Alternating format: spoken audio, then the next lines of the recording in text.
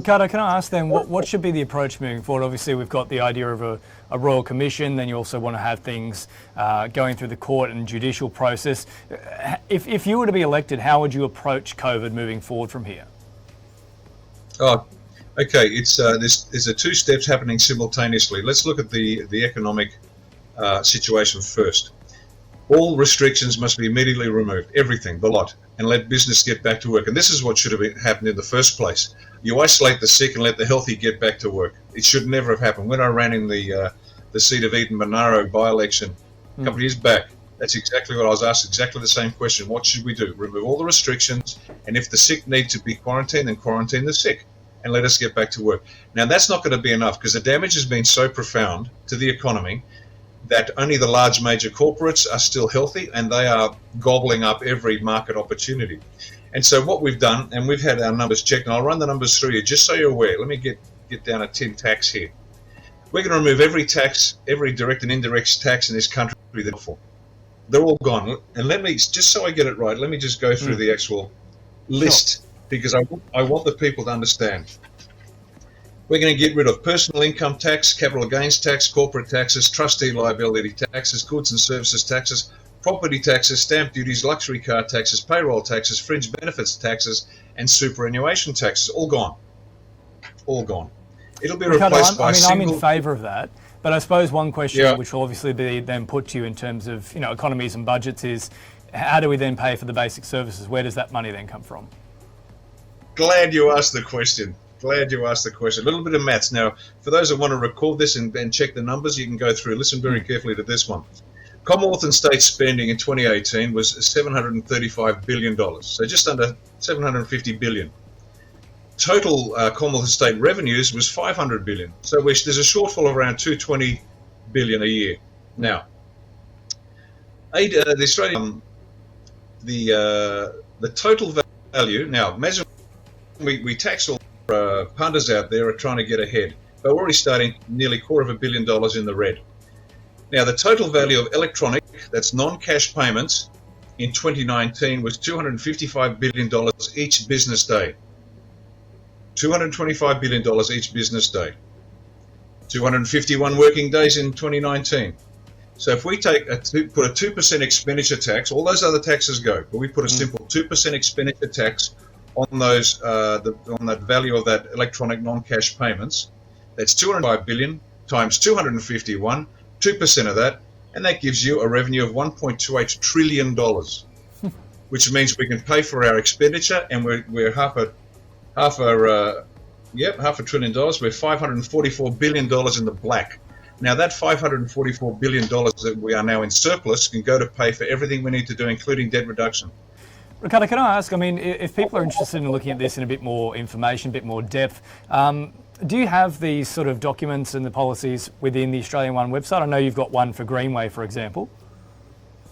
At a time of our choosing, so we can say this is our policy and this is how we're going to do it. Now, the first thing they're going to do is they're going to say, oh, you can't pay the bills. Well, yeah, we can, because our numbers have been run by the banker and they know exactly what they're talking about, and the numbers add up. They add up brilliant. In fact, 2% is a little on the high side, believe it or not, because the Australian people have been robbed blind for decades, and they did not.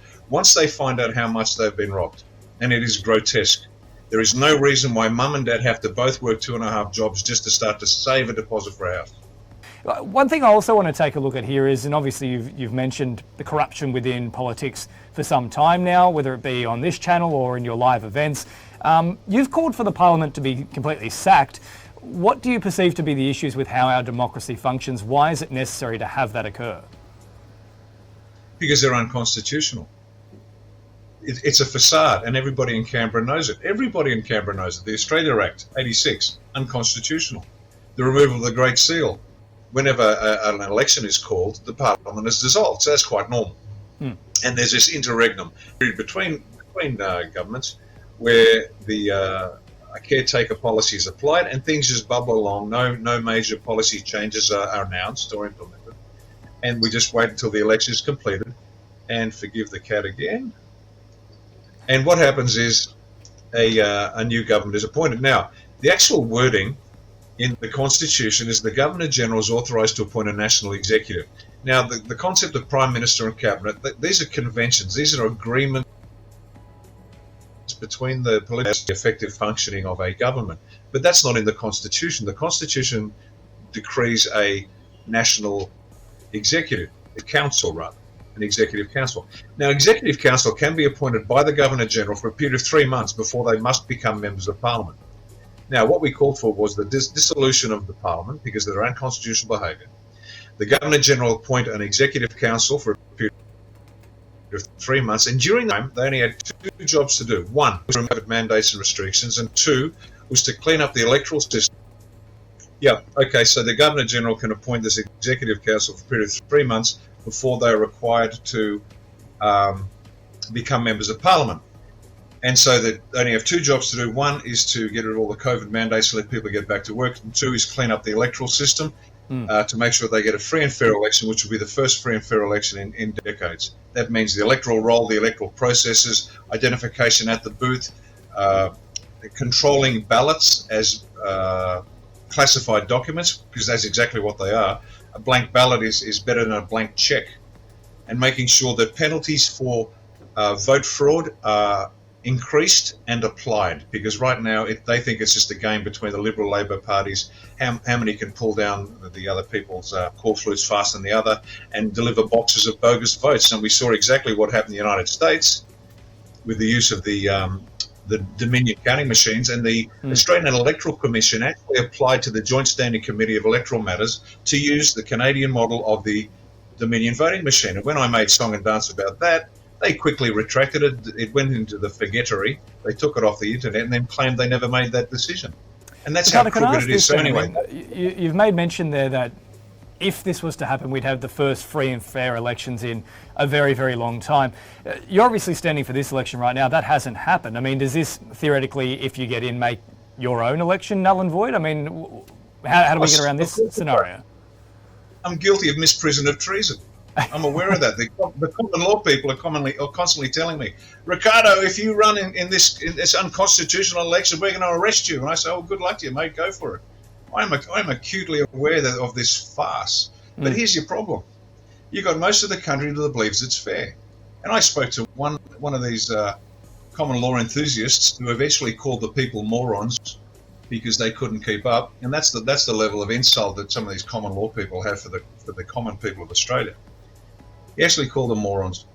Anyway, as I said to him, look, you've got the reality. And I said, even if you are correct, even if what you say is absolute in Australia, and we quote Article 61 of the Magna Carta and everything else, you've got 25 million people who don't know and don't care, and they won't believe you, whether you're right or wrong. And so what we're doing by running in this election, this obviously fraudulent and unconstitutional election, is, let's say I get elected next Saturday, and I am now the member of Greenway. That is a legitimacy which might not be lawful, but it is very real, because I'll have at least 50, 60,000 people saying, we want Bosi as our member. Can you see the difference? So we're dealing with perception and reality. So I turn up, right now I'm just some guy on a YouTube channel. I get that. Why should anybody listen to me? They shouldn't. Why should they trust me? They shouldn't. Why should they do anything I suggest? They shouldn't.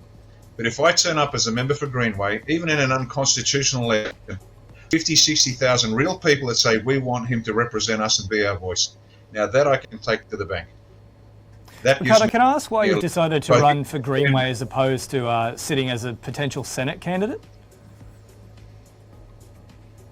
It's just the mathematics of it.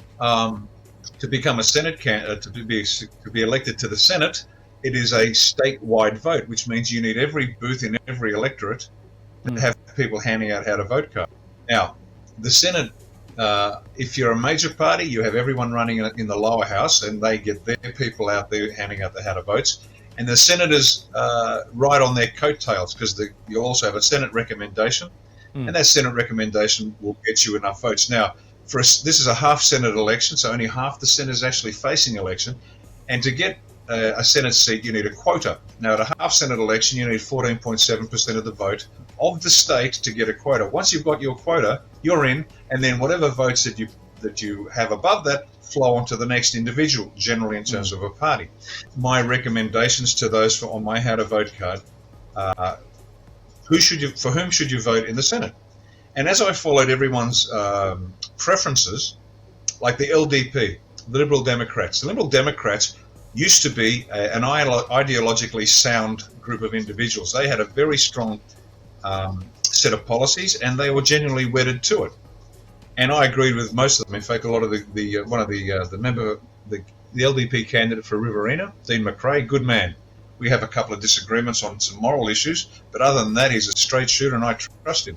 The LDP was infiltrated by people like Campbell Newman and John Ruddock and a bunch of liberal loathsome slime who are now directing the LDP to turn into a funnel. The LDP for me is now a busted flush because the Liberals have taken it over, just like the Greens are a funnel of preferences for the Labor Party.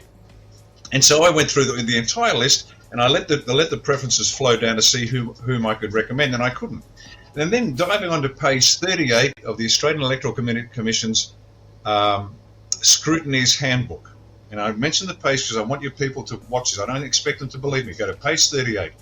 Now, they have a condition, a process there called vote save, because not always the votes are not always correctly filled out, and they automatically become informal. But in an attempt to understand the intent of the voter, they have this concept of vote save. So if you put one number in one box above the line, that remains a valid Senate vote.